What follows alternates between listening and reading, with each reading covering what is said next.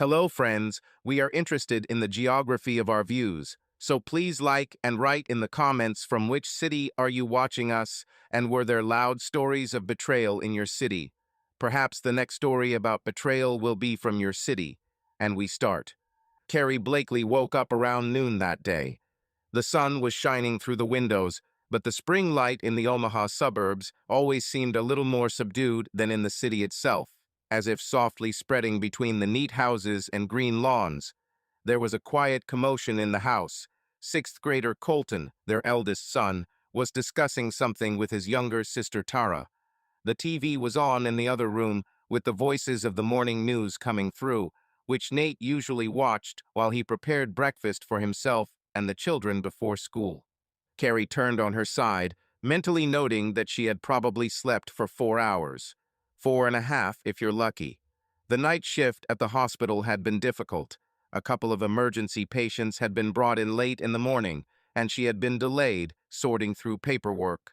She fell asleep already past midnight at about 8 in the morning, and now she felt slightly lethargic, but knew that she would not be able to sleep again. The day was in full swing. She stretched, standing up and throwing on an old terry robe. Her hair was sticking out in all directions, and by touch she found an elastic band to tie her disheveled hair into a bun. Having opened the bedroom door, I heard the familiar voice of Nate, who, apparently, was talking to someone on the phone. "Yes, our college schedule has shifted this semester," he said in an even tone. "No, next Tuesday I can meet after 2. Yes, yes, of course. All the best." Carrie smiled how familiar this intonation of a polite teacher was to her. Nate had been working at a local college for 14 years, teaching United States history. She liked that he always enthusiastically told students about different periods, as if he was immersed in the atmosphere of the past. And at home, however, he talked less and less about work. When the children were not yet born, Carrie listened to these stories for hours. Now everything came down to dry notifications like, "I have a meeting on Tuesday," or "I'm checking in on tests today." She walked through the narrow corridor and looked into the kitchen. Everything there looked the same as in any suburban family at 12:30. Dirty dishes in the sink, remains of fried pancakes in the frying pan, glasses with marks from a milkshake. There was a cup of cold coffee on the table. Tara, a red-haired 10-year-old girl with freckles, ran back and forth in search of her favorite felt tip pen. "Mom, do you happen to have my pink marker?" she asked when she saw her mother. "I think I took it for a poster, but now I can't find it." "Hello, little bunny," Carrie greeted, bending down to kiss her daughter on the top of her head. "No, I didn't see it. Maybe it's under your bed or on your desk." "I already looked," Tara said pitifully, running into the living room. Colton was sitting on the couch, staring at his phone, wearing his cousin's old football hoodie. The teenager was at that age when nothing interests him and everything causes both boredom and irritation at the same time. He noticed out of the corner of his eye what was happening in the family, but he was much more willing to immerse himself in endless school chats or social networks. "Hey, Colton," Carrie called him. "When do you go to training today?" "At 4, he muttered, without looking up from the screen. "I'll give you a ride, okay? I don't get my shift until 8 o'clock. I'll have time." Colton shrugged vaguely. Of course, that's what it meant. Officially, he could take the school bus, but Carrie usually tried to drive him herself to make sure he arrived on time and not waste unnecessary stress on overdue school notices. At that moment, Nate came out of the office into the living room. In his hands, he had a list of topics for the history course, which he looked through with one eye. Noticing his wife, he smiled, although this smile no longer had the sparkle that it had before. He came up and lightly hugged her shoulders. "How's duty?" "Tired." "Yes, as usual," she responded quietly, raising her chin to touch his face with her nose. "A couple of serious patients, papers. Everything is as always." "You should rest," Nate remarked. "Otherwise, look, now you're on your feet all day, and at night you have to work again." "What can I do?" "I'll get some sleep in retirement someday," Carrie answered with a slight grin. They both knew it was a running joke, but there was also a bitter truth to it. It wasn't easy to juggle night shifts, raising two children, and being a full-time teacher. Their lives resembled a set schedule in which nothing new rarely happened. Sometimes, lying in bed during the day, after Nate had already left for work, Carrie wondered how much this ordinary had become a part of their lives. Was it bad? Not necessarily. After all, home, children, stability, all this seemed necessary and important. But sometimes there was a feeling inside that they were missing something, that they both wanted a little more color, a little more surprises. "Mom, I went to see Grace," Tara shouted, jumping out into the hallway with her sneakers on. "She promised to show me new figures for the collection, and don't forget to look for her pink marker," Carrie shouted after her, but her daughter had already slammed the front door. Mom just threw up her hands. When children grow up, it is no longer so easy to manage their affairs. However, Grace lived literally 2 houses away from them, a classic suburban development, where identical houses stood in a row, each with a small, well-kept plot. Blakely's yard was not much different from the neighbors. A short cropped lawn, a couple of flower beds, gardening tools stacked against the wall. Nate sometimes joked that you could get lost in their neighborhood and not know which house was yours because they were all so similar. And Tara even liked it. "The houses are like in a doll town," she said. "We need to wash the dishes," Carrie suddenly realized. "Otherwise, I can't look at this after my shift." "Let me do it," Nate suggested. "But maybe a little later? I was going to go to the library and get a couple of books for the course." "Okay, I'll be quick now. But my hands are busy with something, and I'm still completely awake." She went to the kitchen, turned on the water, and while washing the dishes, suddenly felt her husband's soft touch on her back. He stood behind her and watched with a slight smile as she washed the dishes. "I really can do it myself," he repeated. "Nothing," Carrie smiled. "It's not difficult for me. Listen, I'll be home in the evening. My last lesson ends at 6. I'll have time to prepare something for dinner. Maybe something simple, pasta with sauce, grilled chicken." "Great," she responded. "I'll take Colton to practice, then pick him up, and when I get back, we can have dinner together before I go to the hospital." Nate nodded and walked out into the hallway, closing the front door behind him. When he left, the silence in the house became even more noticeable. The TV was off. Tara was not there. Colton was probably in the room with headphones. The monotonous hum of the refrigerator and the splash of water drowned out my thoughts. Carrie remembered how yesterday, on night duty, the receptionist, Russell, casually asked, "Have you been on vacation for a long time? Maybe you and your husband will go somewhere to a restaurant and relax together." And then she just smiled and remained silent. The two of them, to be honest, hadn't gone anywhere for a long time. There seemed to be no need an evening with the family. A TV series and an early bedtime had already become a tradition. But sometimes, when she saw news reports about new establishments or short stories about openings in the city, something pierced her inside. It would be great to just get out, feel young again, and a little more carefree. After rinsing the last cup, she turned off the water and dried her hands on a kitchen towel. Tara had already looked at the door again. It turns out that her friend Grace had left with her parents on business, and the girl returned disappointed.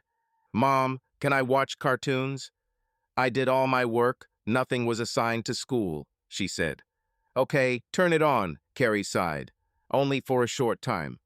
"Colton might still be watching something," Tara suddenly remembered. "Oh yes, he sits in his room all day." Carrie nodded. Yes, Colton was probably stuck on his phone again. But she didn't raise this topic yet anyway. Arguing with a teenager about the time spent with a gadget is a thankless task. She decided to walk into the yard to get some air. The warm spring breeze touched her face, and for a moment she felt a surge of strength. A neighbor was mowing his lawn, and a low mechanical hum could be heard. On the porch of their house, there were 2 rocking chairs and a table, a gift from Nate's parents for their wedding anniversary. Once, about 10 years ago, they often sat here in the evenings with a glass of wine, with juice, when she was pregnant with Tara, having long conversations about the future. Sitting down in one of the chairs, Carrie closed her eyes. An image flashed before my mind's eye. Her, a little younger, and Nate, already a teacher, but still in the early years of his career. They have fun discussing his students and teasing each other.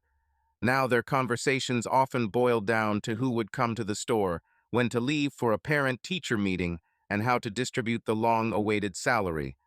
Everything became so orderly and clear that in this cozy order one sometimes felt a touch of boredom. "Mom, what will we have for dinner today?"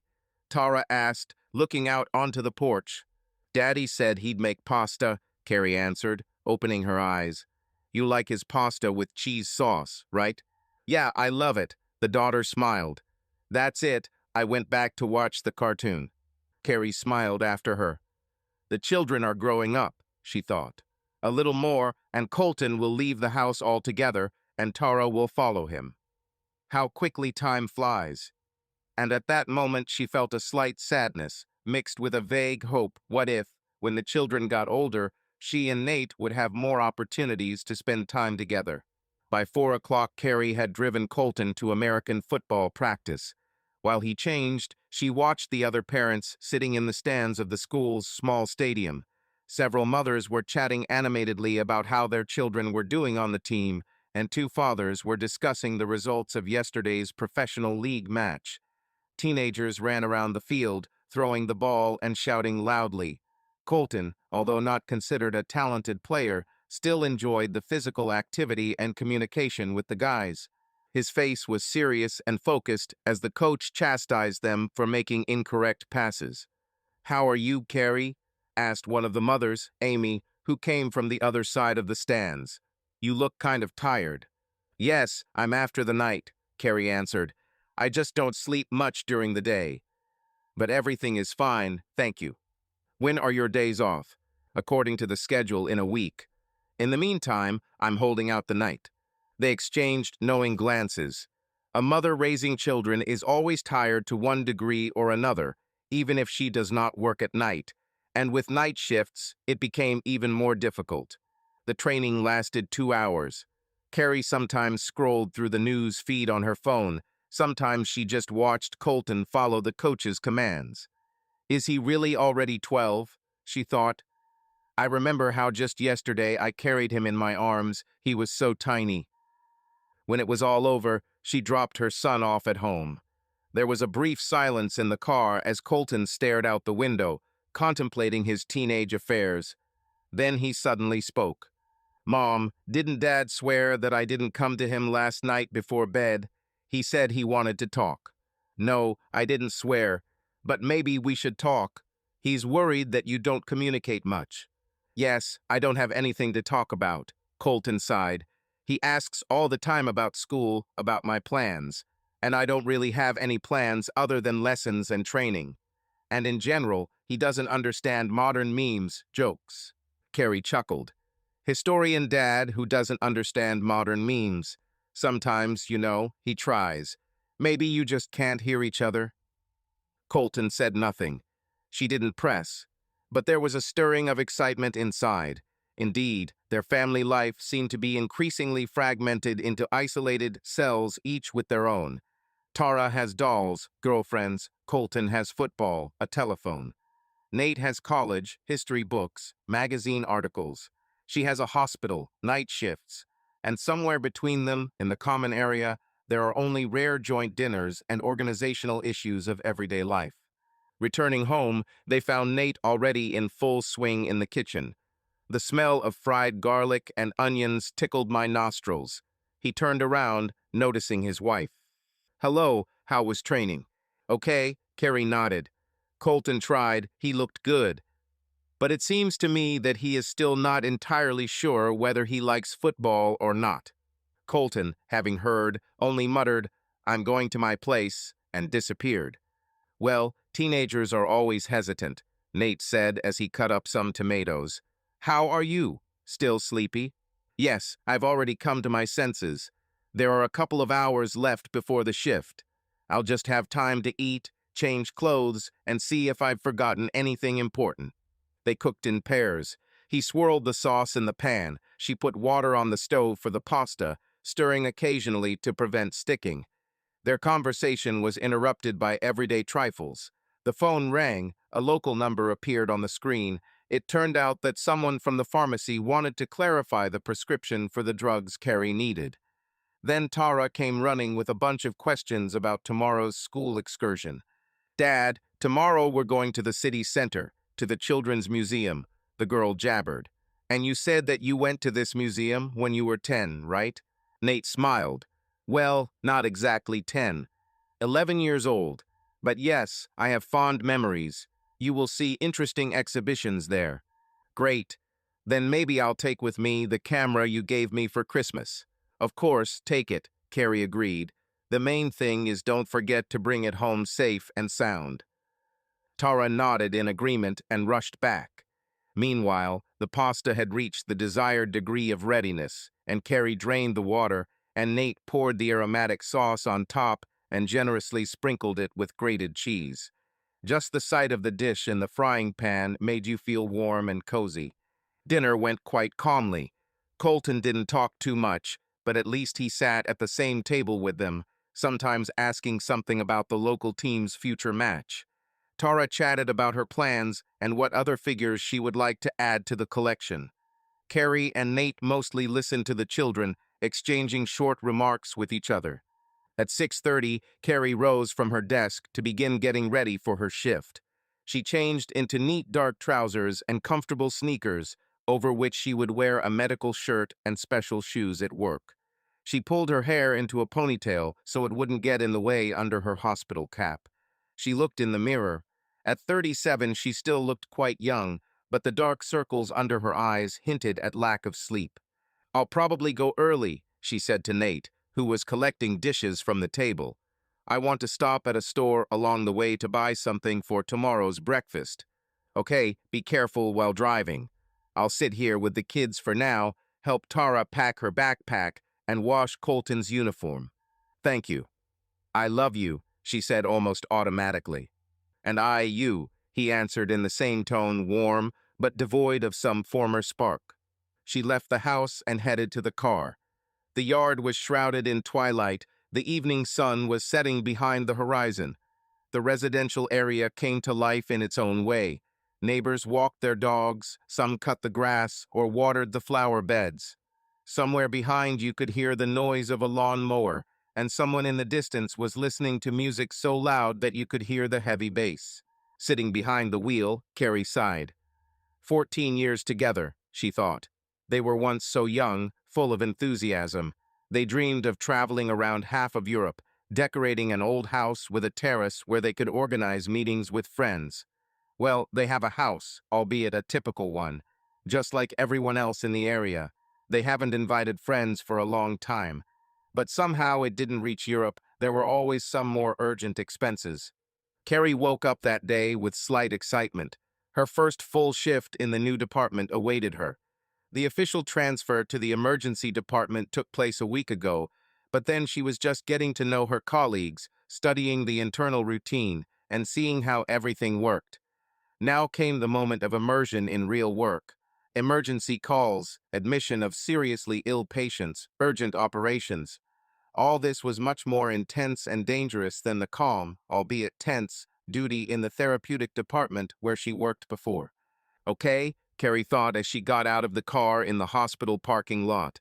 "This is all for professional growth. And maybe this will give me new sensations." The slight trembling in her hands disappeared as soon as she walked down the corridor, habitually putting on her badge and changing into medical shoes. The shift was supposed to last 12 hours, from evening to morning. The head nurse, Miss Calloway, congratulated her on her first official day and immediately warned her. "Today they promise a big influx. Stay alert, Carrie." Carrie nodded.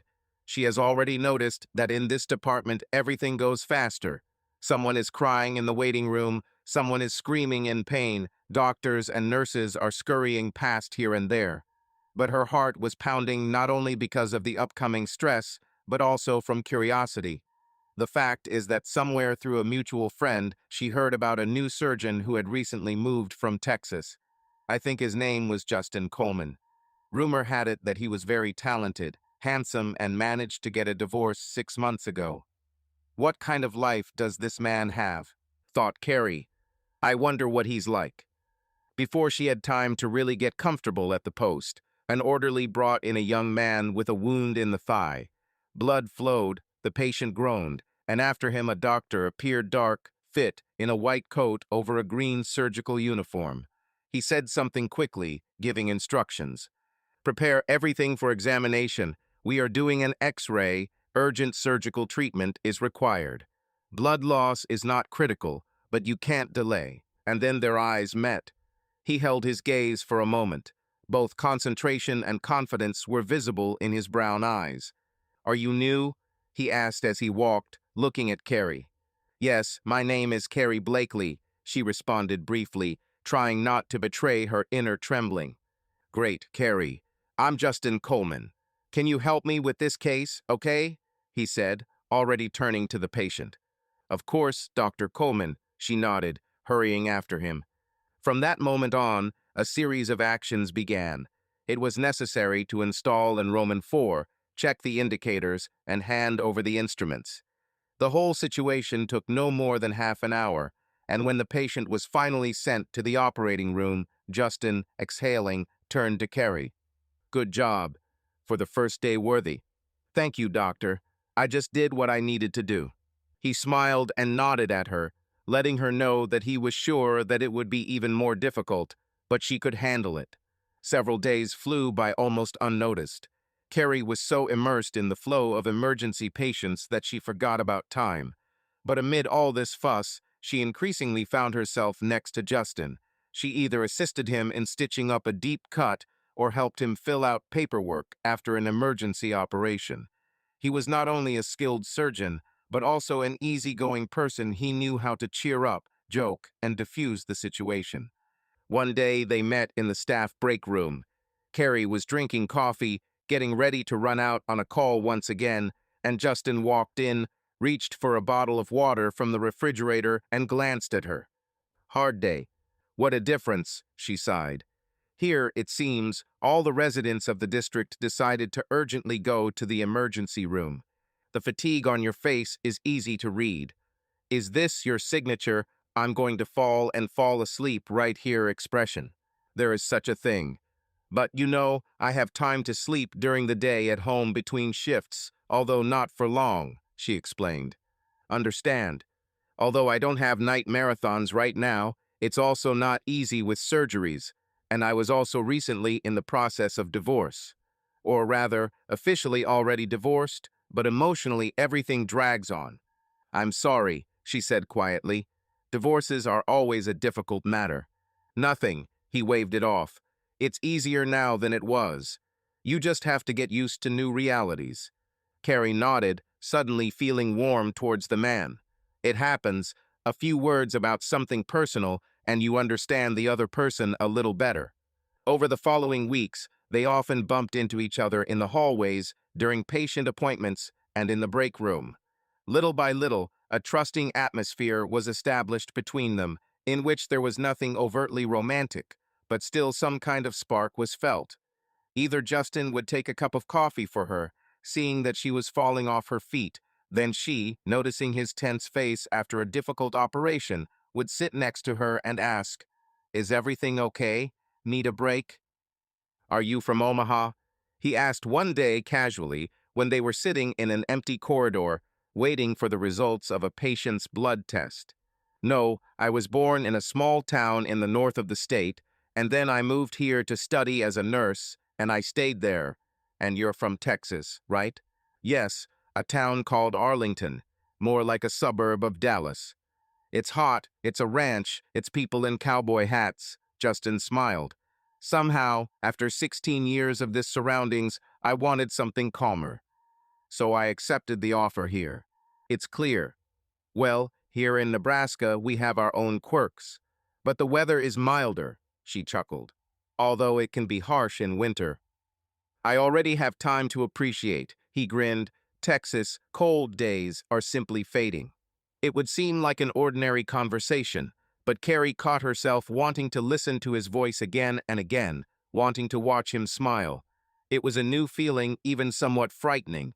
After all, she has a family, a husband, and 2 children. But with Nate, they, alas, no longer felt such closeness. And here, in the silence of the corridor, Carrie felt for the first time in many years that her heart was beating faster next to someone. The turning point came when they were late after their shift. It was at night. They had just finished helping a patient with a severe asthma attack, and the adrenaline was still raging in the blood. The doctors had already left, but Carrie and Justin were left to put away the medications and write a report. It was twilight in the staff room. The only light was above the table. "Thanks for your help," he said, sliding out of his chair. "Without you, I would have been fussing around for half an hour longer." "It's nothing," Carrie answered, slamming the folder with documents.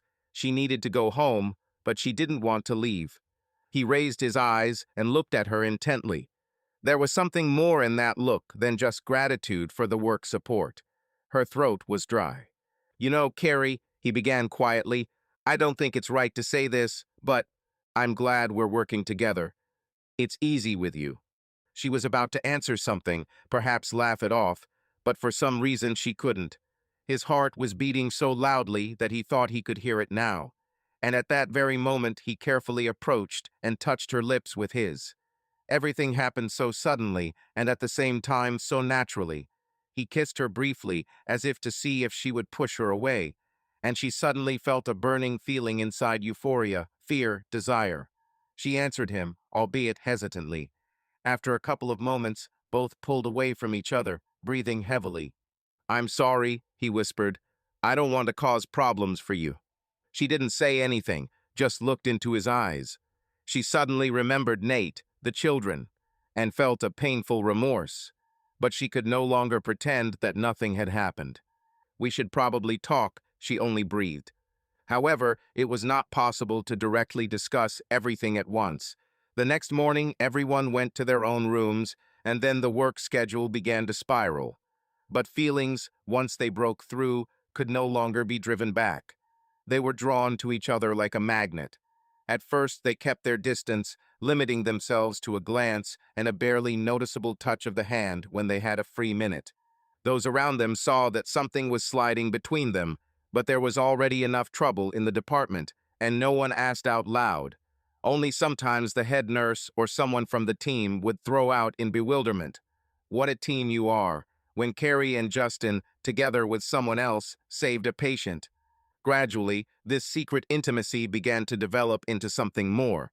Several times Carrie stayed late after her shift, ostensibly to check some documents, and they drove off together to the parking lot, where they allowed themselves stolen kisses in his car, burning and at the same time bringing a bitter awareness of the prohibition.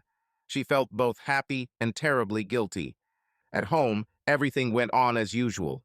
Nate was preparing dinner, Colton and Tara were discussing business, and Carrie caught herself thinking that she was no longer living this routine.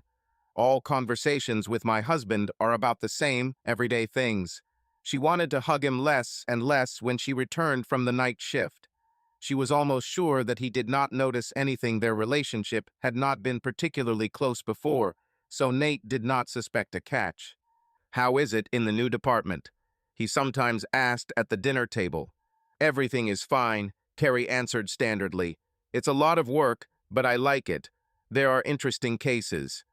And she immediately fell silent, not wanting to go into details. Then Nate would nod and get distracted by the kids or his email. That's how they lived, seemingly together, but each thought about his own. And in the hospital, the relationship with Justin became increasingly tense from internal struggle. He tried more than once to speak frankly.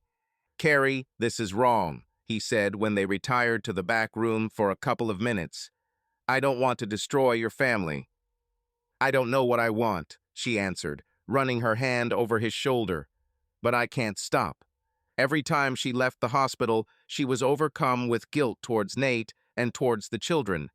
But the desire to return the sharpness that Justin gave took over. It was as if this sudden romance had awakened everything in her that had long been suppressed by everyday routine. After a couple of weeks of regular delays after shifts, they had a conversation in Justin's car. He was sitting behind the wheel, and she was in the passenger seat, having already taken off her jacket. It was quiet inside, The rain was falling, knocking drops on the windshield. "I understand that this is all a dangerous game," Justin said, frowning. "But honestly, I go crazy when you're not around." Carrie was silent. She herself felt that she was being drawn in further than she had intended. Maybe, maybe we should try spending the night together," he burst out. She swallowed the lump in her throat. A night together would mean full-fledged betrayal, followed by deliberate lies. These are no longer casual kisses after a shift, but something much more serious.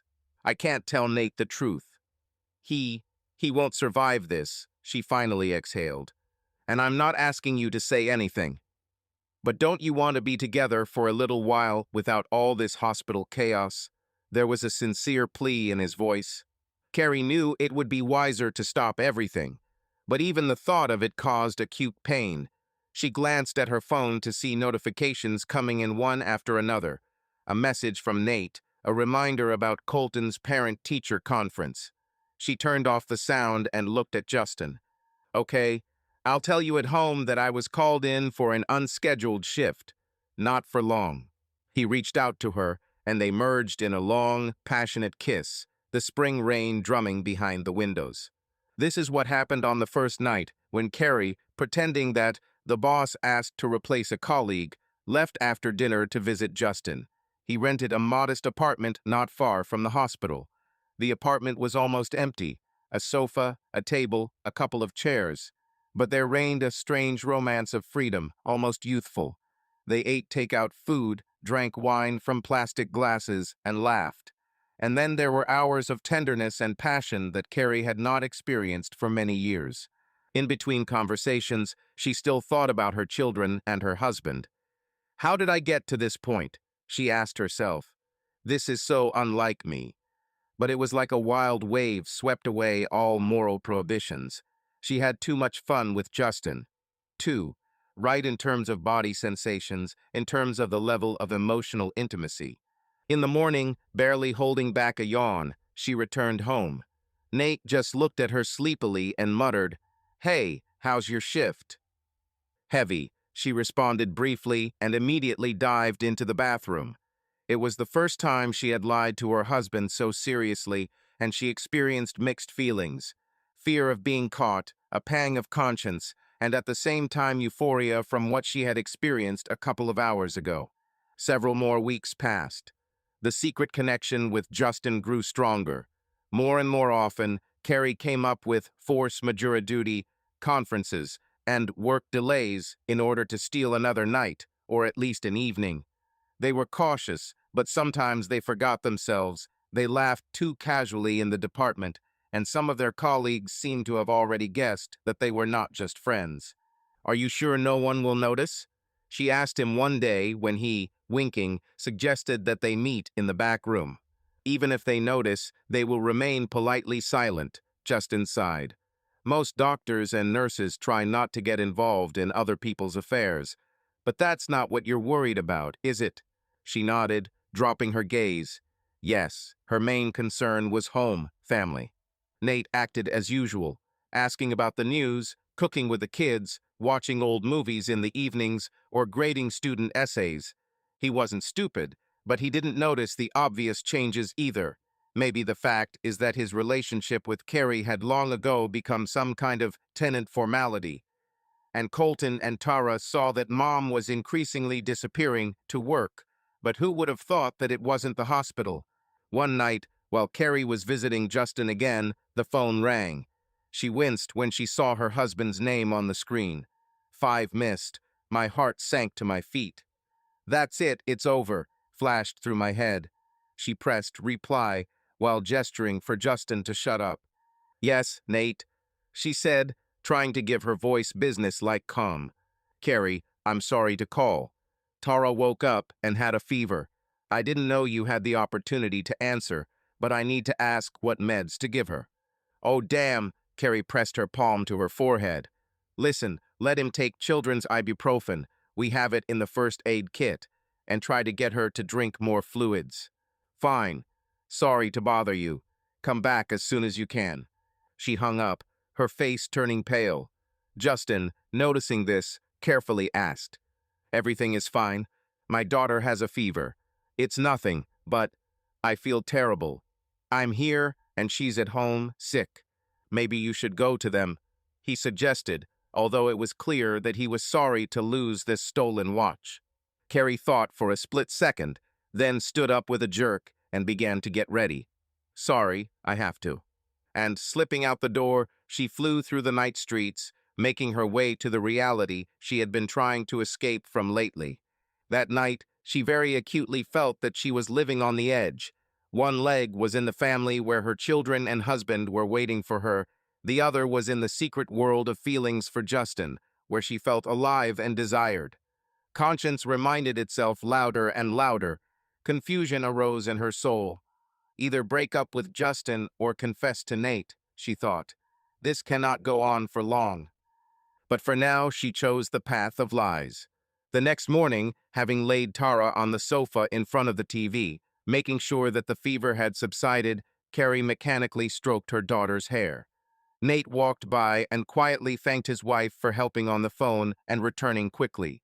He didn't ask any unnecessary questions about night duty. And this silence was almost heavier than if he had caused a scandal. Carrie understood. Everything that was happening was only the beginning of a possible catastrophe.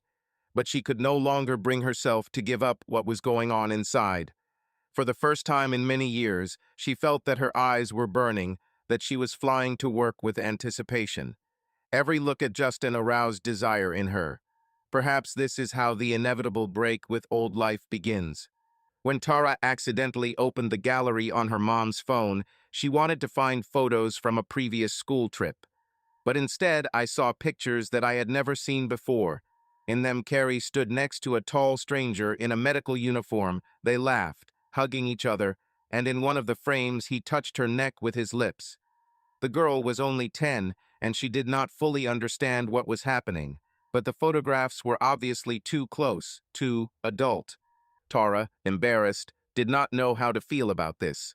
Deep down, she felt that her mother was doing something wrong. At first, she tried to simply forget about the pictures, but curiosity overpowered her. And then I had a chance conversation with Colton, my older brother, and he said, "Show me what you saw there, otherwise I won't understand what you're talking about." Tara showed him the photo, and his jaw dropped. Colton had long guessed that not everything was going smoothly in his mother's life. He felt a coldness between his parents. He saw his mother leaving for work more often than usual. But such proof turned out to be much stronger than guesswork. At first, he didn't want to tell his father. But since Colton was still a 12-year-old boy, and Tara was even younger, they did not have the foresight to hide it. A day or two later, the photos appeared on Nate's phone screen. The children shifted nervously in the hallway while he silently looked at the photographs. "Dad," Tara began timidly, "we don't know who this uncle is. Maybe Mom just needed."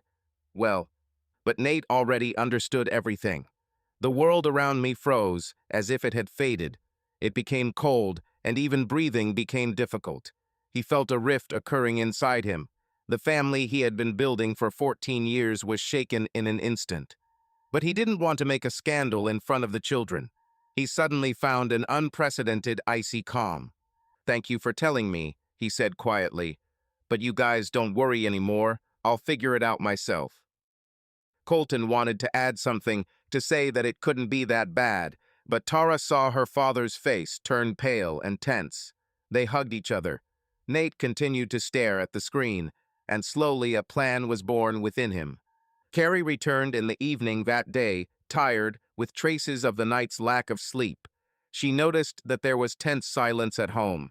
The kids are in their rooms, and Nate is sitting in the living room, rearranging papers and workbooks as if he's looking for something. But his gaze would have given everything away if she had paid attention. The cold rage and composure of a strategist pulsated within him. "Hi," Carrie said over her shoulder. "Everything is fine?" "Yes," he said evenly. "How's duty?" She did not catch the dangerous tone in his voice and habitually lied. "Heavy. There are many patients." "I'm sure it's a lot," he nodded, and he smiled again with just his lips, without a hint of warmth. Carrie felt a slight anxiety, but it did not come to the surface. Fatigue took over, and the children usually greeted her with loud stories about school. This time, no one ran out. Tara greeted her with restraint and immediately disappeared back into the room. Colton took the food and went to his room under the guise of studying. What is this strange mood? Flashed through her head, but she decided that perhaps she and the children had some disagreements without her participation.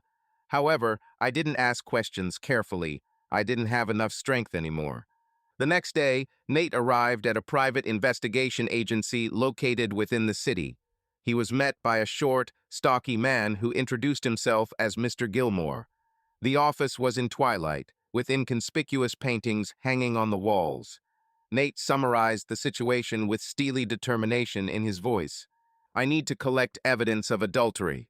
All the evidence, photos, times, meeting places, and I want audio or video recordings.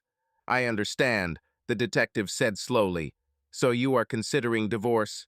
Yes, Nate snapped, and I want to come out of it with the maximum advantage. We have 2 children, a house, and savings. I'm not going to leave this to a traitor who, he paused, unable to say, my wife, and automatically clenched his fists, trying to regain his composure.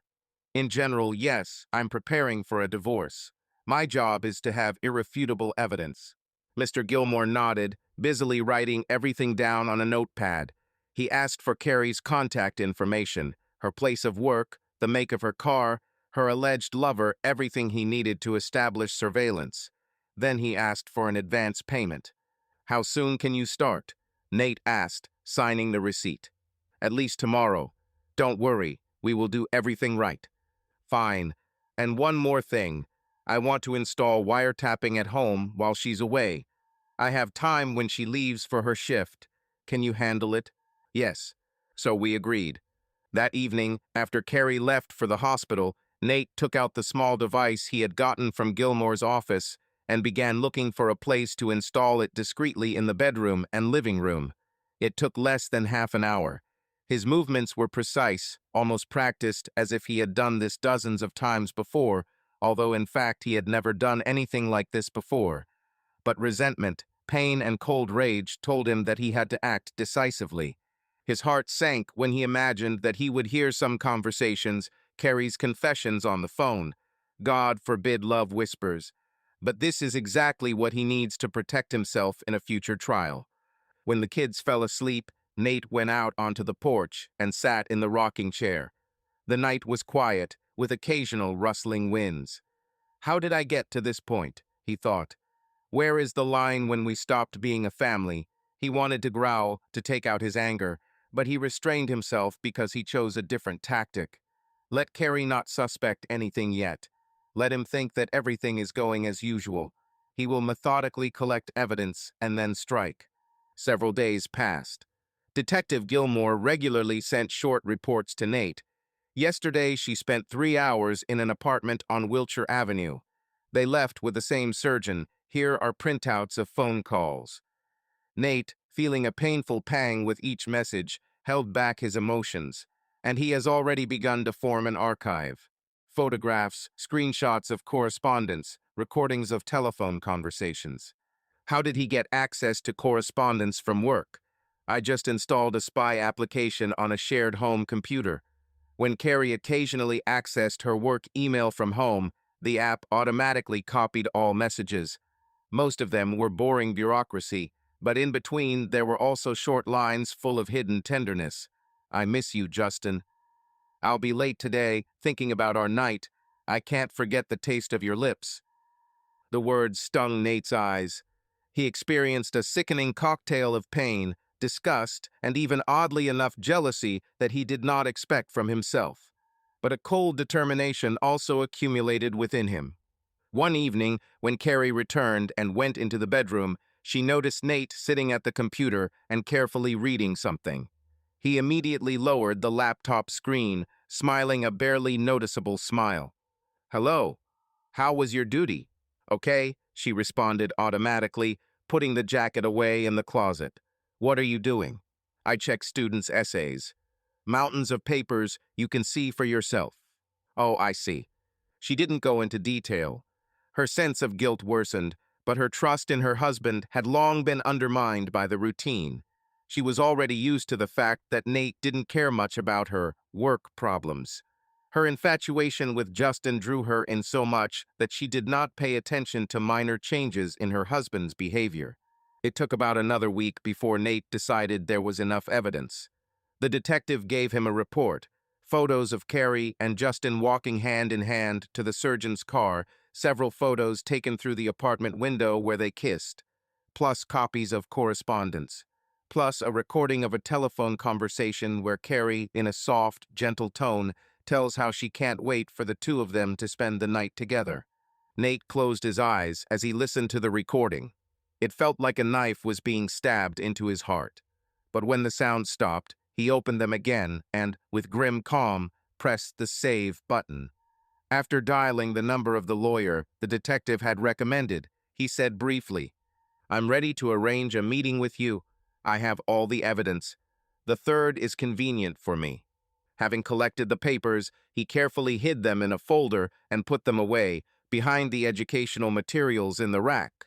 No one but him rummaged there. No one knew that in this folder lay a ready-made bomb for Blakely's marriage.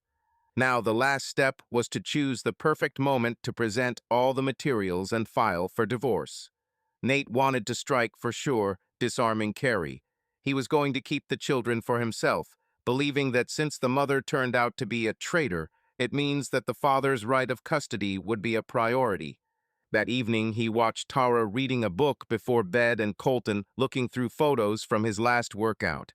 They tried to behave normally, although there was a certain tense wariness. The children understood that their father was up to something, but did not know what exactly. "Dad, have you talked to Mom?" Tara asked timidly when he came in to wish her good night. "Not yet," Nate replied, stroking his daughter's hair. "I'll decide for myself when it's best. You don't need to worry about it. But this is bad, right? Every action has consequences," he said with a heavy breath. "Just try not to think about it." He leaned down to kiss Tara's forehead and walked out, trying to look unfazed. The heart sank at the thought that their lives would inevitably fall into pieces, but he could no longer stop. What Carrie did to him was a betrayal without the possibility of forgiveness. The lights were on in the living room. Carrie was sitting on the sofa with reports from the hospital, marking something with a marker. As he approached, she raised her eyes. "Everything is fine. I see you are excited about some nonsense." Nate smiled automatically emptily, without a spark. "Nothing. I'm just tired. Maybe you can take a day off from college."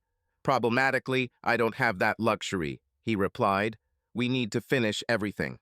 He walked towards the office, and Carrie was too tired, or perhaps too preoccupied with thoughts of Justin, to notice the strange intonation. When a registered letter from a lawyer arrived in her mailbox, Carrie didn't pay much attention to it at first. "I thought maybe it was some kind of formality related to a mortgage or insurance." However, upon opening the envelope, she froze. Inside was an official divorce notice. The plaintiff is her husband, Nate Blakely, and it also contained a list of demands, which included full custody of the children. "This is—" "What?"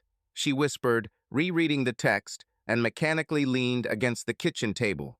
The pages contained legal language. The plaintiff provides evidence of systematic adultery. The defendant brought a lover to the house where minor children live. The plaintiff believes that the interests of the children will be better served under his sole custody. Her heart sank. In a split second, it was as if the whole world had turned upside down. Carrie's eyes darted around until her gaze fell on the lawyer's signature and the attached extracts, fragments of some photographs, pages of correspondence. Through her panic, she saw familiar dates, saw short phrases. "I'll be late today, don't wait for me. I can come to you after midnight. I love your touch." These were her messages to Justin, and also photographs in which they hug at the entrance to that very apartment. "Oh my God," she blurted out. And then the realization came. All this time Nate was not blind and indifferent. He was accumulating evidence, waiting for the moment to strike. My hands trembled, my mind became foggy. How could he? Where does all this come from? Nate looked into the room, seeing her reaction.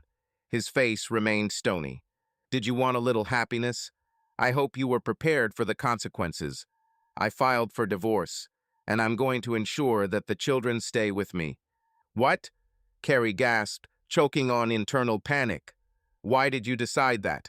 Because, he interrupted coldly, it was not I who took the lovers to our common house. For a moment she thought she had misheard. Does he think I took Justin here? Flashed through her head. But I heard myself saying out loud. I never brought him here, it's... Carrie tried to justify herself, although inside she understood. Several times Justin actually drove her to the house late at night, and perhaps someone noticed, or the camera at the neighbor's house recorded. She wasn't sure how far Nate went in collecting evidence. You have no right to blame me, she almost screamed, trying to defend herself. You yourself became cold many years ago. I felt like a stranger in this marriage. I have the right to. What? He asked sarcastically. For a little happiness? Maybe now you should explain how this affected the children. If they hadn't found your photos, you would have continued to have an affair behind my back. Carrie wanted to say that everything was wrong, that she had never put her children in danger, but there was a lump in her throat. The words didn't come. All the secret kisses and duties that she fabricated for the sake of meetings with Justin flashed before her mind's eye. Yes, she understood. What she did was a betrayal of her husband. But she did not think that she would lose the right to a family, to children. You can't take my children away from me, she exclaimed, barely maintaining the remnants of her composure. This is absurd.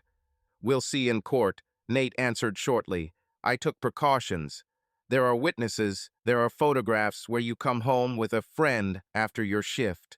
I have enough evidence to show that the mother led a questionable lifestyle while two minors were waiting for her at home. Her eyes widened, her breathing became rapid. Dubious lifestyle, as if she were a drunkard or a criminal. It was too cruel. Nate, she said dully, please, let's talk, before you destroy everything completely. We're already talking, he shrugged, and it looks like this conversation will lead nowhere. The words cut like a knife. His face remained impassive, but his eyes showed pain and anger, hidden under a mask of icy composure. And the children, I'm their mother, she said in a trembling voice, almost breaking down into tears. I love them, no matter what. If I loved you, I wouldn't put my family at risk, he answered. Whether you liked it or not, your actions are a direct path to the destruction of our marriage. And I have no reason to trust you anymore. He walked around her, taking several papers from the table, which he was clearly preparing for his next consultation with a lawyer, and calmly retreated into another room, leaving Carrie completely confused. She sat down on the sofa, staring at the wall. She mentally replayed the last 6 months. Somewhere deep in her soul, she understood that everything was hanging by a thread. But it seemed to her that Nate either didn't realize it or was humbly tolerating the situation, as he was used to enduring many everyday troubles. Carrie could not even imagine that he would choose exactly this path: cold, systematic revenge. That same evening, Carrie tried to explain herself to the children. Colton was not at home, he had a training session and stayed overnight at a friend's house. Tara was hiding in her room, sitting at the table, clicking with a felt-tip pen. When she saw her mother, she moved away. Honey, Carrie began quietly, trying to sit next to her. I know that you have already seen something. Read something. I saw the photos, said the daughter's weak voice. With some uncle. Carrie's heart sank. She reached out to hug the child, but Tara pulled away without looking. You didn't think about us, Mom. The girl's words sounded either resentful or confused. I'm scared of what will happen now. I love you, you and Colton, Carrie whispered, feeling her eyes fill with tears. I'm confused. It's all gone too far. I didn't think it would happen like this. Dad said that you are getting a divorce. Isn't it? That's how it will turn out, the girl asked bitterly. Carrie covered her face with her hands, realizing that any attempt she made to justify herself to Tara now looked insignificant. For a child, there is no difference between I wanted to be happy and I betrayed my dad. It all ultimately came down to the fact that the family was destroyed. That night, Carrie couldn't sleep. Every time she closed her eyes, the realization came. Nate filed for divorce and did it in such a way as to squeeze her as much as possible. There have been no official court rulings yet, but it is clear that he is fighting for full custody of the children. He accumulates evidence presenting her as a bad mother who, because of her own passion, violated the home structure. Perhaps he will embellish the facts, making her out to be a completely immoral person. Knowing Nate's character, Carrie guessed. He had prepared thoroughly, he had lawyers, collected evidence, interviews with a child psychologist for children, all in order for the court to side with him. She thought about Justin. Once upon a time, meetings with him seemed like a bright splash in a monotonous life. She felt that she was breaking the shackles of grayness. It was as if I had found my lost youth. But what's left now? Was it worth losing your family and children like this? Outside the window, the early morning light was dimly gray. She got up, went to the bathroom, and looked in the mirror. A tear-stained face and tired eyes were reflected there.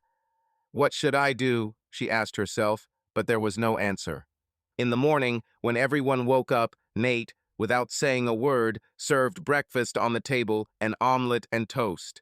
Carrie could hardly swallow anything, and Tara kept looking at her parents from under her brows. Will you go to school together? Carrie asked her daughter quietly. Dad promised to take me. It sounded tense. Carrie just nodded. As they stood up from the table, Nate said coldly, Today, I am meeting with a lawyer. If you have anything to say, have your lawyer contact mine. Nate, we can solve everything differently, Carrie tried to object. We can discuss what's best for the children. It's better for the children to stay with me, he snapped and went into the corridor to help Tara with her backpack. Carrie's soul was on fire. She wanted to scream, cry, accuse him of revenge and inhumanity. But she also understood. He felt terribly betrayed and was going to play it out to the fullest, not throwing away emotions, but using facts and the law. Colton returned home only in the evening, exhausted from training, but he already knew about the papers from his father over the phone. When he met his mother in the living room, a heavy silence fell between them. Finally, Carrie tried to speak. Son, can I? Don't, he said, looking away. I know what's going on. Dad showed me the documents, and I don't even know which side to take. But to be honest, I'm angry. At me? Carrie asked almost in a whisper. Both you and Dad, Colton snapped. You both hurt me and Tara. But the fact that you took a lover. Mom, that's vile. He slipped into his room, closing the door behind him. Carrie understood that she would have to build a new reality with everyone, and she may not be able to regain their trust. Towards night, when the children fell asleep, Carrie, staring at the phone, dialed Justin's number. He didn't answer right away. Apparently, he was on shift. A few seconds later, she heard his voice. Hello, what happened? Nate filed for divorce. She breathed. He has photographs, correspondence, everything. He knows everything. There was a pause on the other end. Then Justin said quietly, I'm sorry it happened like that, but we understood that sooner or later this would happen. I didn't think it would be so catastrophic, came from her lips. He intends to take my children away from me, Justin. I'm scared. In response, she heard a heavy sigh. Justin, having gone through a divorce himself, knew how such things could unfold. Maybe we should tell the truth in court, that he lost interest in you a long time ago, and you felt lonely. It's not a crime to want happiness. He claims that I led an immoral lifestyle, proves that children cannot be left with me. Carrie said in a trembling voice, What are my chances? I don't know. But if you want, I will testify that we never met in your house, that everything happened outside. Yes, maybe this will help somehow, she muttered. However, she understood. Even if you prove that your lover did not cross the threshold of the house, the fact of betrayal remains. And the court is unlikely to react favorably to a woman who, having a husband and children, left to work, but in fact to a strange man. I'm sorry, Justin repeated. If there is anything I can do to help, I'll call. She passed out, feeling that she could no longer talk. After this evening, a real dark streak began. Nate's lawyer demanded that Carrie leave the house under the pretext of a safe psychological environment for children. She tried to object, but Nate firmly stated that if she did not leave voluntarily, he would file a motion for a restraining order to avoid traumatizing the children. How dare you even? She burst out laughing when they were having a difficult conversation in the living room. You wanted to play by adult rules, so get it, he snapped. It's better to leave the house to us, and then we'll see who the court will support. Everything happened quickly. Carrie packed up in a hurry, taking only the essentials, and moved to an inexpensive rented apartment closer to the center. There she lived alone, occasionally seeing the children when possible, but now under the supervision of Nate, who reluctantly allowed her to see Tara and Colton in a neutral place. The first time Nate saw Alice was at a local cafe near college, where she went for a short lunch. He was then sitting with a folder of divorce documents, absent-mindedly trying to finish grading student essays. But my thoughts kept returning to how the children were experiencing their mother's departure, how Tara was bored, and Colton was angry at the whole world. For the first time in a long time, Nate felt like he needed someone's support himself. Alice, a slender woman of about 38, noticed his thoughtful glance out the window and hesitantly asked, "Excuse me, do you mind if I sit down? All the tables here are occupied." Nate nodded, still lost in thought. There was nowhere to go. The cafe was really packed. "Thank you," she smiled softly. "I'm Alice, editor at Hastings Press. Nate," he introduced himself briefly, "history teacher at a local college." The words were not easy for him. He usually did not seek to meet strangers. But at that moment something told him that it was worth keeping the conversation going. Alice also looked a little lost. Her eyes trembled when she noticed in his folder the inscription, "Brian Langley, Lawyer Services." "Sorry if I'm minding my own business, but is everything okay? You look a little depressed," she asked quietly. Nate shook his head. "Divorce.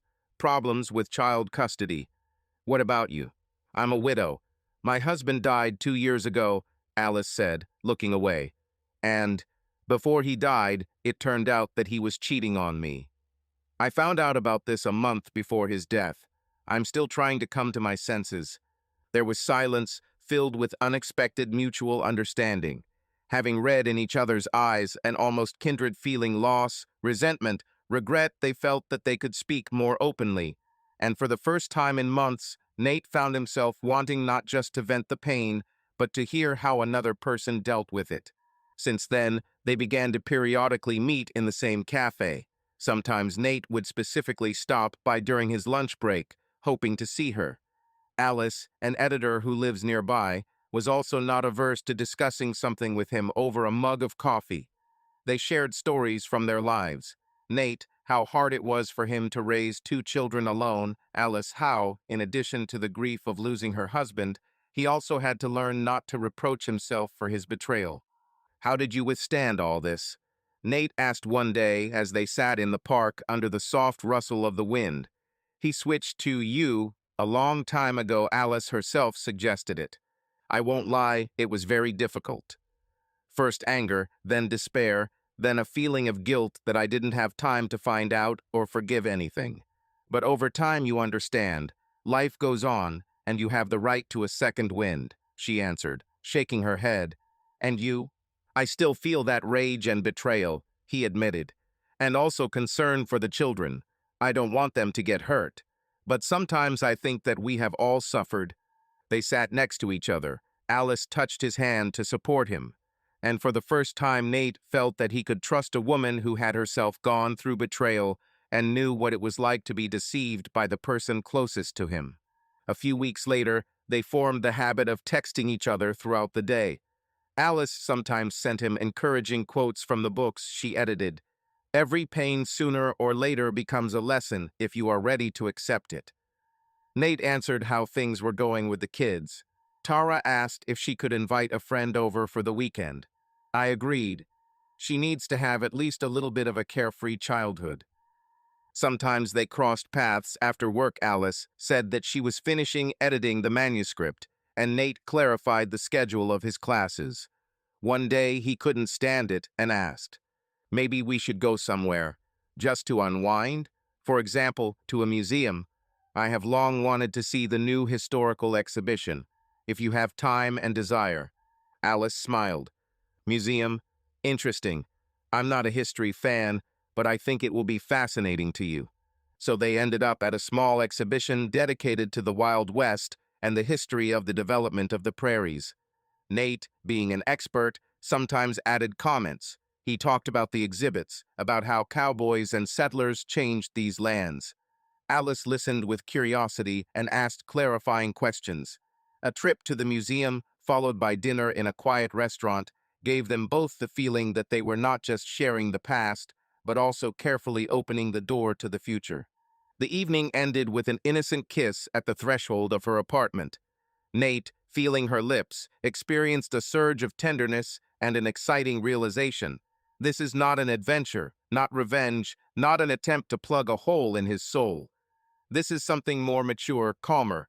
Alice's shoulders trembled. She pulled away and said quietly, "Thank you. I was afraid to even try to build intimacy with someone again. But everything seems right with you." He nodded, unable to find words from his overwhelming feelings. Of course, the children could not help but notice that a woman had appeared in their father's life, albeit cautiously. Colton noticed every now and then that Nate returned home in high spirits, that sometimes messages from Alice flashed on his smartphone. Tara, still emotionally vulnerable after her mother left, asked, "Dad, who is Alice? Will she live with us?" "No, honey. We just communicate, we're friends," he explained softly. "I know it's not easy for you, but I also need support, as do you." Tara doubted whether she should be happy that her dad had someone. She moved away from her mother, but somewhere in the depths of her soul, the girl still hoped for a miracle in which her parents would reconcile. Now another reality arose, Dad with a new woman. One day Colton said to his father after practice, "If you feel better when you're with her, maybe that's not a bad thing. Just don't rush. Tara and I are already left to you with all our problems." Nate hugged his son. "You are not a problem, but the most precious thing I have. And Alice just helps me understand that life doesn't end there." Colton nodded vaguely, but there was understanding in his eyes. As Carrie's divorce trial neared completion, Nate went through a series of hearings in which lawyers argued over custody and child support. Alice supported him morally, never intruding. Often, coming home with a gloomy look, he suddenly saw on the phone screen, "I know that you are strong, and everything will be fine, just believe." He drove to her, and they sat on the sofa in her modest but cozy apartment, hugging each other, sharing their experiences. Alice ran her hand through his hair soothingly. "I also went through terrible pain, albeit of a different kind. But I believe that we both have the right to a better future."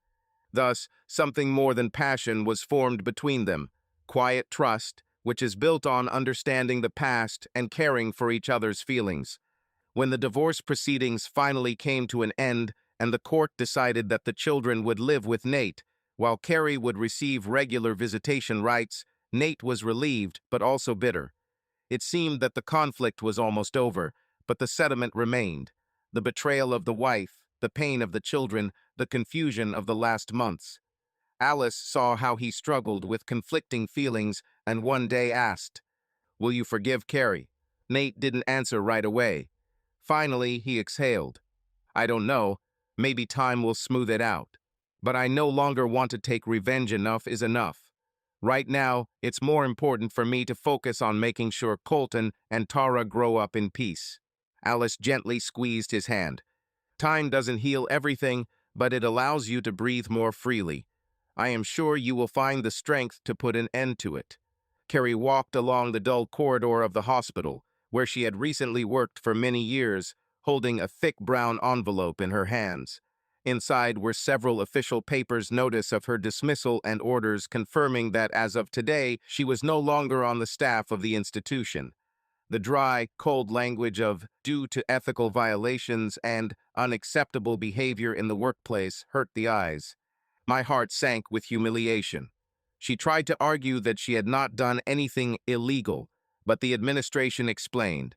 An affair with the surgeon Justin, constant lies about shifts, and, most importantly, a recent scandal with the wife of one of the patients, who in a rage wrote complaints after learning about the official intrigues, became sufficient reason for organizational conclusions.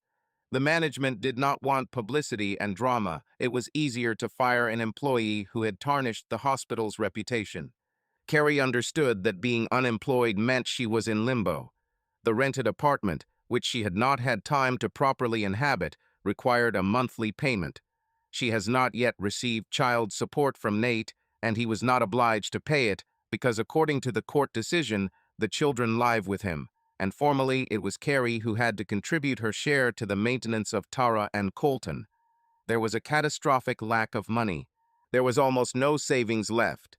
She and Nate kept most of their savings in a joint account for the mortgage, and after the divorce, these funds were frozen until the final settlement. What should I do now, she thought, leaving the hospital with a bitter emptiness inside. Memories of how things had once been different throbbed in my head. How she, full of energy, worked in the night department, and then she was offered a transfer to the emergency room. New passion, new horizons. But it's just this passion that destroyed everything, she painfully admitted, clutching the envelope in her hands. She wrote to Justin, hoping he would support her. He once said, "I'm always here if you need anything." But in recent weeks, Justin began to move away. There were fewer and fewer warm SMS, more and more excuses that he was on duty or was too tired to meet. That evening, Carrie sat in an empty apartment and persistently dialed his number. He answered the fourth ring. Justin, I was fired. She tried to cope with the tight lump in her throat. Yes, I heard about the scandal, he answered uncertainly. I'm sorry it happened like that. There wasn't much concern in his voice. Carrie's heart sank. We need to talk. Maybe we can meet. I still hope that she began, but he quickly interrupted. Listen, now I have a serious operation on my nose, then I'll be on duty. I'm really not sure if this is the best time. But I was left without work and in limbo. I'm scared, Justin. I thought we could handle it together. Her voice rang with despair. There was a pause on the other end. Let me call you one of these days when everything calms down, he breathed. Sorry, I can't help yet. The light click of the end of the call sounded in the silence of the apartment, like a sentence. Carrie stared at the phone and realized that he was not going to be a reliable support for her. Everything that connected them seemed to fade away as quickly as it had flared up. Evening fell on the gray streets. Carrie was making herself instant coffee, the only thing left from food. There was almost nothing in the refrigerator. She wanted to talk to someone, and she thought about her mother. Yes, they had not communicated normally for a long time. After the news about Carrie's divorce and betrayal, her mother, a woman of the old school, sharply reprimanded her over the phone. How could you? You destroyed the family, shame on our family. Since then, she rarely called, preferring not to delve into the life of her daughter, who, in her opinion, was to blame for everything. But Carrie mustered all her courage and called. They answered only after the third ring. Yes, the mother's voice rang out, cold as ice. Hello, Mom, it's me. Carrie began. I wanted to know how you and Dad. There was silence on the other end for several seconds, then it sounded. We're fine. If you are talking about your affairs, then I don't know anything and don't want to know. I heard that you've already lost your job. I can't imagine how you could have ended up like this. Carrie expected reproaches, but still her mother's words hit her like a slap in the face. Mom, I don't know who to turn to. I feel bad, she blurted out. It hurts me that everything collapsed like that. I chose this path myself, the mother interrupted dryly. You had children, a husband, a good job. You gave up everything for some whim. My advice, figure it out yourself.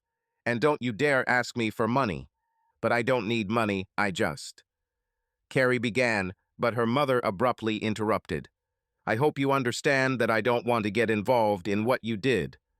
Don't call me anymore." There was a short, all-clear signal. Carrie went limp, feeling like a small, helpless girl who had been rejected by those closest to her. She burst into tears for the first time in a long time, unashamedly. Now she was left completely alone. Hard days have come, similar to each other. Carrie did not sleep at night and rushed around during the day in search of work. Without recommendations and with a tarnished reputation, finding a place in another hospital was problematic. In this world, people quickly find out who was fired and why. A nurse I know said in confidence, "Everyone says you can't be trusted. That you have affairs at work create scandals." Carrie objected, "This is all exaggerated."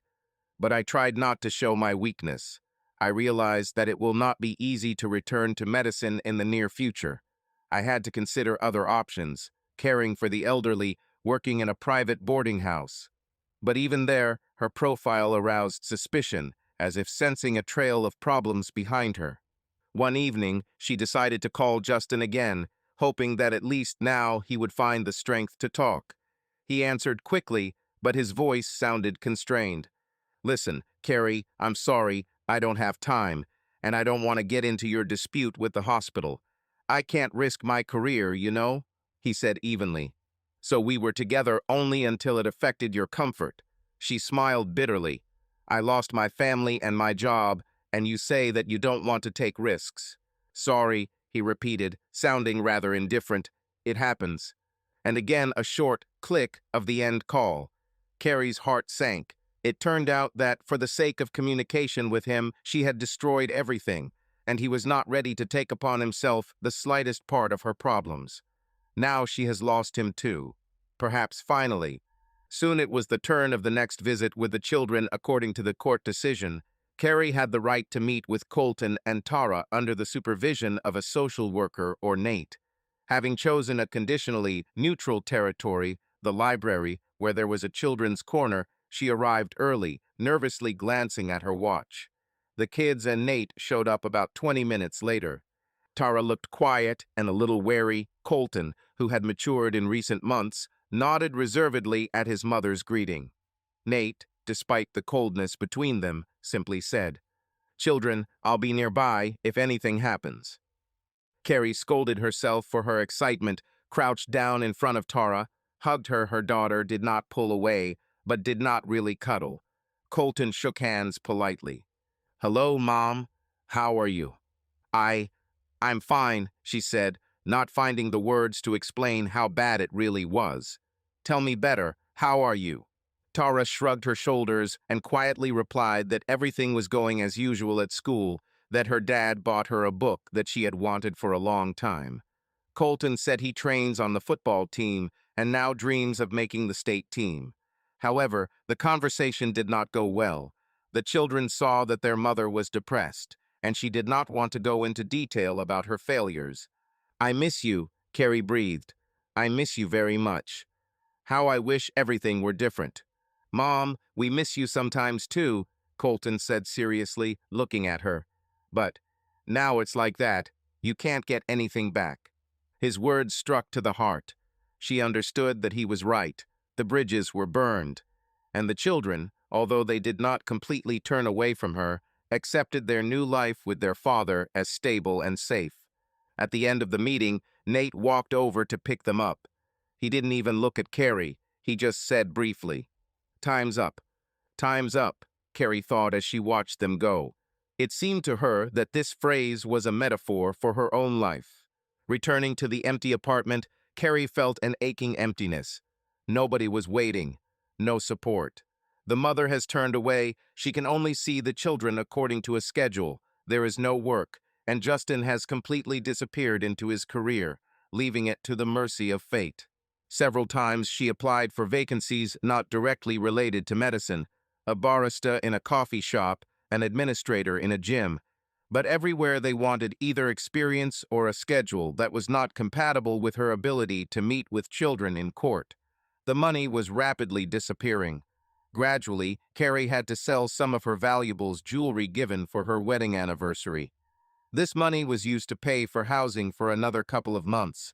She signed up to see a psychologist through a free program for those experiencing a crisis. Once a week, she went to see a female doctor who listened to her confession. And there, on the narrow couch, Carrie said out loud for the first time, "You know, I blame not only Nate, who acted too harshly with me, and not only Justin, who turned out to be a coward. I blame myself. It seemed to me that I just wanted to live, not exist. But I did it in a bad way. I didn't think about the consequences. And now I have nothing left." The psychologist offered her various exercises and homework to gradually regain self-esteem, learn to accept herself, and from there, rebuild her life. However, all these tips, although they had a healthy grain, seemed desperately unattainable to carry against the backdrop of her real problems. At the end of her second month of unemployment, Carrie received an unexpected call from a private nursing home in a nearby town. A doctor with whom she once crossed paths during a general internship learned about her difficult situation and decided to make a recommendation. "You may have had problems, but your medical skills are fine. The boarding house is not very prestigious, the pay there is modest, but it's better than nothing." Carrie grabbed the opportunity like it was a lifeline. According to the conditions, she had to move closer to the boarding house for the duration of her work, living almost on a rotational basis. But she understood this would alienate her even more from the children. Having given in to doubts, she finally decided to agree. "If I don't start earning money, I won't have anything left," she thought bitterly. Having packed her suitcase, she left her rented apartment and moved to a small room next to the boarding house. Work shift from morning to late evening, weekends every 2 weeks. Meetings with children could only be arranged in advance, finding rare hours. The realization of this struck her heart, but she saw no other way out. Carrie stood at the front door, wrapped in an old coat that she wore back in the days when she lived here in this house. Irony, then she hated the boring, suburban stability, but now she was ready to give everything just to get back at least a small part of it. Night fell on the neat street. The lanterns flickered with a warm light. A dog was barking behind the neighbor's fence, and echoes of car noise could be heard somewhere in the distance. Carrie was shivering not so much from the cold as from the knowledge that she might have to make the last choice in her life, admit defeat, and leave if Nate refused to listen to her. She decided to press the doorbell button. My heart was pounding in my chest. Studying at a boarding house, barely making ends meet, all this time she thought about the children, about how Tara and Colton lived without her. I imagined Nate raising them, teaching them about life. She drove away the burning envy and anger towards him and realized that she herself had created this abyss. But at the same time, a thin spark of hope glimmered in my soul. What if something can still be fixed? Hearing footsteps in the hallway, she held her breath. The door opened slightly and Nate appeared on the threshold. He looked tired, but calm as always.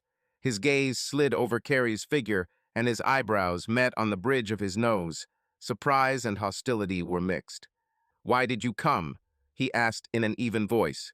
Carrie, feeling that her voice might betray her, tried to squeeze out, I was in the city, and I thought that maybe I would see children, and I would like to talk to you." He watched silently, making no attempt to invite her inside. A quiet glow from the corridor picked out the outlines of familiar furniture and walls where family photographs had once hung. For Carrie, this picture was unbearably familiar and alien at the same time. "The children are with their grandmother now," he said dispassionately. "Tara will be there for the weekend. Colton will be there for training camp. There are none." "I see," Carrie whispered. Everything sank inside. "This means that you won't be able to see your own faces, even out of the corner of your eye. Maybe then, we can talk to you too." Nate made a subtle movement, as if he wanted to close the door, but for now he kept it open. "About what?" he asked. "We have already discussed everything in court and at hearings. It seems that all the dots are connected there." Carrie swallowed the lump in her throat. Just yesterday she had been replaying a prepared speech in her head, but now the words were confused. "If I don't say it now, I'll never be able to. flashed through her head. Nate, I ask for your forgiveness, for betraying us, for everything that she destroyed. I'm not asking you to return me to my family. I just... Her voice wavered and she sobbed. Just give me a chance to restore some normalcy. I promise I will do everything to show how sorry I am. He was silent for a long time. His eyes were cold, without their former kindness. Once in such situations, he would have hugged her and tried to understand. But those days are gone along with his trust. Why do you need this now? Nate asked in a low voice. Your life has slipped into the abyss, and you want to return to the one you pushed away for the sake of a little happiness. Carrie swallowed. She really wanted to object that she was looking for not just fleeting happiness, but a way out of the oppressive routine. But now that excuse would sound pathetic. Yes, she admitted quietly, I was wrong in everything, and I know that you don't have to forgive me. But I'm truly sorry, Nate. She tried to take a step towards him, but he did not move, only closed his fingers a little tighter on the doorframe. It's too late, he said finally. It took me a long time to get over it. I did as I saw fit. Protect myself and children from your betrayal. So what now? Should I drop everything, put myself in your position, say, let's try from the beginning? There was bitterness and calm determination in his words. Carrie felt her knees weaken. He won't forgive. Flashed through her head. I understand, she whispered, trying with all her strength not to burst into tears. But I still ask. Children. As for the children, you can communicate with them in accordance with the court decision, he answered distantly. Nobody deprived you of the right to see them if they themselves wanted to. But there's nothing between us anymore, Carrie. It happened, and it passed. She stood with her arms wrapped around herself, feeling tears slowly rolling down her cheeks. Once she thought that she would return, ask for forgiveness, and Nate, despite all the insults, would extend his hand towards her. But in reality, a man stood before her, too tired of her deception and too soberly seeing what had happened to take the risk again. You know, he suddenly added, looking past her, somewhere into the autumn dusk, did you want happiness? Look for him without me. He made a subtle nod, and the door began to slowly close. Carrie, unable to bear it, stepped forward, hoping that he would at least listen to her. But the door was already in place with a discreet click. A moment, and she was left outside, in complete darkness, without having time to say what was burning in her chest. I love you, forgive me, I'm ready to do anything just to come back. She ran her palm over the smooth surface of the door and remembered how many years ago in this house, behind this threshold, she kissed her husband, rejoiced at the birth of her children, and spent quiet evenings with her family. Now there was only a cold barrier in front of her, a symbol of how completely she had lost her former life. A lone lamp was still burning on the street. The neighbor's dog no longer barked, only the wind blew through the houses. Carrie stood there for several minutes, unable to move.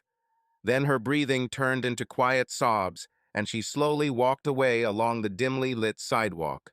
She was going nowhere, a lonely figure who had lost her home, her job, her support, and her love. Perhaps now she will have to build her life from scratch. And in the windows behind, the light remained as warm as before, only without her. Subscribe to our channel so that your love doesn't cheat on you, and go ahead and listen to the next story, because this story is nothing compared to the next one. If you're under 18, don't even think click to the next one.